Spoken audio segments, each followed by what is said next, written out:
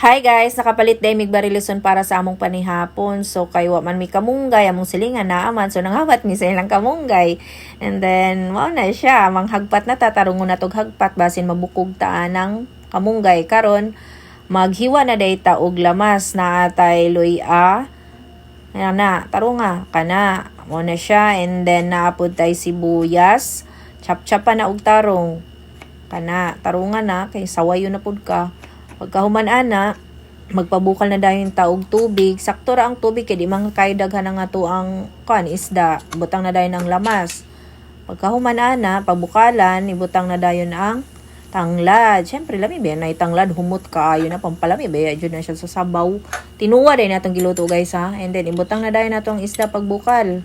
Kahuman ana, bubuan na dayon og asin. Sakto-saktuha lang po ang asin, di kay para tipod tabang. Pagka mabubo dayon ang Ajinomoto.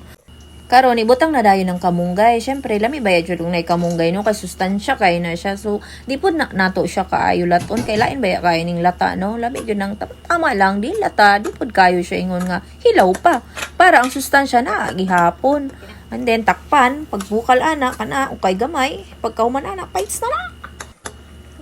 So sakto na siya, mao na siya, mga una ta. So pagpalo nga na, muna na. Bye. Ble.